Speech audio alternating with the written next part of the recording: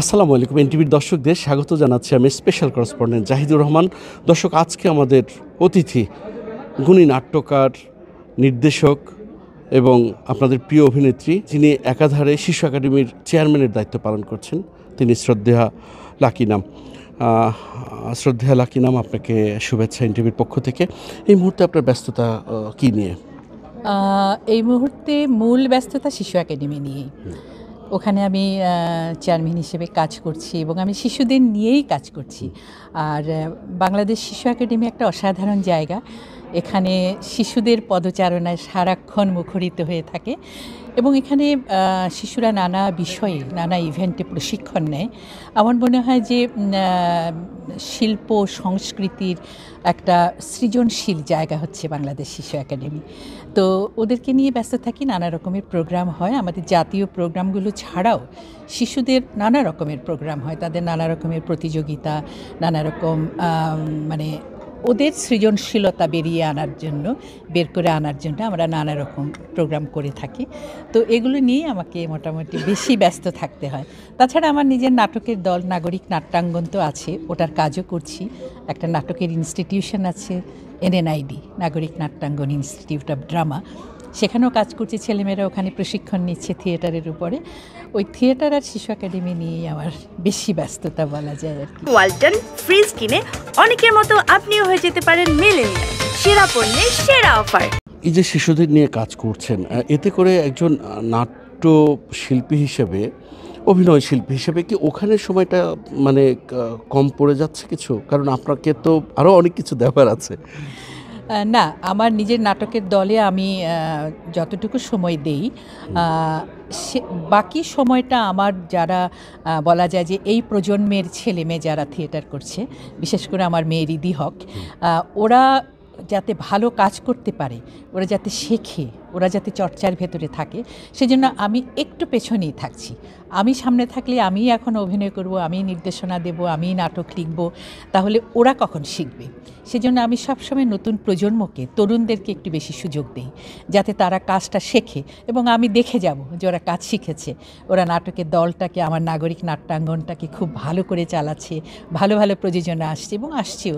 রিদি খুব ভালো কাজ করছে মঞ্চে, সিনেমাতেও করছে। ওর সিনেমা তো সারা বাংলাদেশের মানুষ এত পছন্দ করেছে। তো আর ও এখন বাইরে আছে, যে সুচিত্রা সেন ফিল্ম ফেস্টিভ্যালে ওর ছবি দেখালো নিউ ইয়র্কে, এবং এখন লন্ডনে আছে। লন্ডনেও একটা বাংলা সিনেমার ফেস্টিভ্যাল হচ্ছে, ওখানেও ওর সিনেমা দেখাচ্ছে এবং ও এখন লন্ডনেই আছে। তো আমি মনে করি যে সবারই উচিত আমাদের নতুন প্রজন্মকে সময় দেয়া এবং তাদেরকে কাজ করার জন্য মাঠে নামিয়ে দেয়া, তাতে তারা যোগ্যভাবে তৈরি হয়। আপনার পুরো পরিবারটাই নাটক, মানে নাটকের মানুষ। ডক্টর এনামুল হক, আপনি, আপনার কন্যা, আপনার জার্নিটা কেমন ছিল?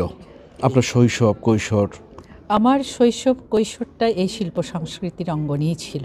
আমার বাবা মা খুব শিল্প মনা মানুষ ছিলেন।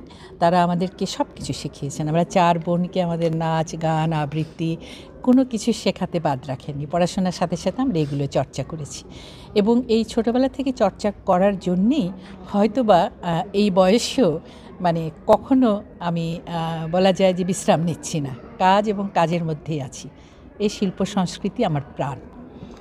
আপনারা যখন অভিনয় করতেন, বিশেষ করে সিরিয়াসলি যখন টিভি পর্দায় নিয়মিত অভিনয় করেছেন একটা সময়, যে সময়টা, সেই সময়ের সাথে এই সময়ের পার্থক্যটা কেমন আপনার কাছে নজরে পড়ে? কিছুটা পার্থক্য তো থাকবে। আমরা যখন টেলিভিশনে অভিনয় করতাম তখন ছিল শুধু বিটিভি, আর এখন তো প্রাইভেট চ্যানেল অনেকগুলো হয়ে গেছে। ফলে ছেলেমেয়েরাও এই অঙ্গনে অনেক বেশি চলে এসেছে। সুতরাং একটা বলা যায় যে ব্যস্ত সময় কাটাচ্ছে আমাদের নতুন প্রজন্ম। তবে একটা কথা আছে যে কোনো কিছু না শিখে চর্চা করাটা উচিত না। আমাদের ছেলেমেয়েদের উচিত প্রশিক্ষণ নেওয়া, চর্চাটা করা, তারপর পারফরমেন্সে যাওয়া। তো সেটা একটু বোধহয় ঘাটতি আছে। চট করে ক্যামেরার সামনে চলে আসলে তো হয় না, তার আগে কিছু প্রশিক্ষণের প্রয়োজন হয়। এটার খানিকটা অভাব আমি দেখতে পাই। আর নাটকের যে পাণ্ডুলিপি, সেই পাণ্ডুলিপিগুলো আমরা যখন নাটক করেছি, ভালো ভালো নাট্যকাররা নাটক লিখেছেন, যেমন নাজমুল আলম, ওনার ছোট গল্প থেকে অনেক অসাধারণ নাটক হয়েছে, ডক্টর এনামুল হক, হুমায়ুন আহমেদ, ওদের যে নাটকগুলো সেগুলোর মধ্যে টেক্সটটা খুব ইম্পর্টেন্ট ছিল, খুব পাওয়ারফুল ছিল, মানে গল্পের যে মূল গাঁথনিটা সেটা একটুখানি আমার কাছে মনে হয় দুর্বল হয়ে গেছে, যে কারণে নাটকগুলো দর্শকের মনে ওইভাবে দাগ কাটতে পারছে না। হ্যাঁ, আপনি যেটা বলছিলেন যে আগে নাটকগুলোতে একটা মেসেজ থাকতো, কিন্তু এখন সবাই ছুটছে ভিউয়ের পিছনে, এটাকে আপনি কোন চোখে দেখেন? এটা ঠিক অতটা প্রশংসা আমি করতে পারছি না। সব কিছুরই প্রয়োজন আছে, আধুনিকতার প্রয়োজন আছে, আধুনিক যুগের সমস্যাগুলোও উঠে আসা উচিত। তবে ওই যে কথাটা আপনি বললেন আর কি, যে কোনো কিছুর পেছনে অযথা ছুটলে কিন্তু সেটাতে কোনো কোয়ালিটি পাওয়া যাবে না, তো সেটা একটু সচেতন হতে হবে। আমাদের বর্তমান সমসাময়িক যে সিনেমা, নাটক তথা সাংস্কৃতিক জগৎ, এটা নিয়ে আপনার কোনো হতাশা, আক্ষেপ? না, আমি হতাশার মানুষ নই, আমি সবসময় আশাবাদী। এবং আমাদের এতগুলো ছেলে মেয়ে নানা চ্যানেলে অভিনয় করছে, নানা ধরনের কাজ হচ্ছে, তারা কাজ শিখছে, কাজ করছে, এটা খুব মানে আশাব্যঞ্জক। হ্যাঁ, এটা আমি হতাশাতে বিশ্বাসই করি না। আমি যেটা চাই, আমাদের যেখানে যেখানে ত্রুটিগুলো রয়েছে, ফল্টগুলো রয়েছে, সেগুলো যাতে আমরা সংশোধন করি, আমরা যাতে কোয়ালিটি কাজ করি, এটাই আমি চাই এবং আশা করি এটা হবে। যারা সাংস্কৃতিক অঙ্গনে আছে তাদের অনেকেরই স্বপ্ন থাকে বড় পর্দায়, বড় ক্যানভাসে বড় কাজ করা, কিন্তু আমাদের দেশের সিনেমা হলগুলো একে একে বন্ধ হয়ে যাচ্ছে এবং একটা দেশের শিল্প সংস্কৃতি তার উন্নয়নের একটা বাহক চিহ্ন। আপনার কাছে কি মনে হয় এমনটা কেন হচ্ছে?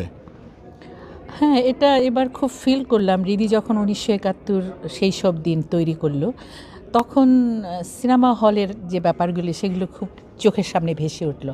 সিনেমা হল ইনফ্যাক্ট নাই বললেই চলে, অনেক কমে গেছে, সিনেপ্লেক্সগুলো তৈরি হচ্ছে।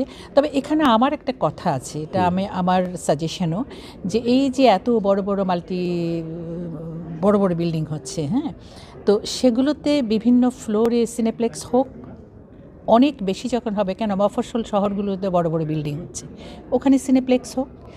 সিনেমা হলের যে বাড়িগুলো সেগুলো বিভিন্ন শহরে কিন্তু অনেক মানে খারাপ অবস্থায় এসে গেছে, মানে ভেঙে ফেলার মতো অবস্থায় চলে এসেছে। সেগুলো তারা ভাঙবে যারা ল্যান্ডলর্ড, কিন্তু তারা ওখানে যে ভবনটি তৈরি করবে সে ভবনে অবশ্যই একটি দুটি ফ্লোরে যদি সিনেমা দেখানোর ব্যবস্থা রাখে, সিনেপ্লেক্স জাতীয়, তাহলে কিন্তু সারা বাংলাদেশের মানুষ আবার সিনেমা দেখতে পাবে। আপনার ইচ্ছে কি, কেমন বাংলাদেশ দেখে যেতে চান? আমি বঙ্গবন্ধুর সোনার বাংলাদেশ দেখে যেতে চাই। সোনার বাংলাদেশ তৈরি হচ্ছে, আমাদের মাননীয় প্রধানমন্ত্রী আপ্রাণ চেষ্টা করছেন, তার চেষ্টার কোনো ত্রুটি নেই, তিনি করছেন এবং দেশ উন্নত হচ্ছে। তবে আমি সবসময় বঙ্গবন্ধুর সোনার বাংলার স্বপ্নই দেখি। এনটিভির দর্শকদের জন্য কি বলবেন? এনটিভির দর্শকরা আমার খুব প্রিয়। এনটিভিতে আমার লেখা, আমার প্রযোজনা, আমার পরিচালিত অনেক নাটক প্রচারিত হয়েছে। বিশেষ করে আমার একটি নাটক আমাদের আনন্দবাড়ি 106 পর্বের খুবই পছন্দ করেছিল দর্শক। এনটিভিকে অজস্র ধন্যবাদ আমার কাজগুলো ওনাদের চ্যানেলের মাধ্যমে করার জন্য। ধন্যবাদ। দর্শক, এতক্ষণ আমাদের সঙ্গে ছিলেন আপনাদের প্রিয় একজন গুণী অভিনয় শিল্পী, যিনি একাধারে প্রযোজক, পরিচালক, নাটক। লাকি নাম। নিশ্চয়ই আগামীতে নতুন কোনো অতিথি নিয়ে হাজির হব আপনাদের সামনে। ততক্ষণ পর্যন্ত সবাই ভালো থাকবেন, সুস্থ থাকবেন, এনটিভির সঙ্গেই থাকবেন। আল্লাহ হাফেজ।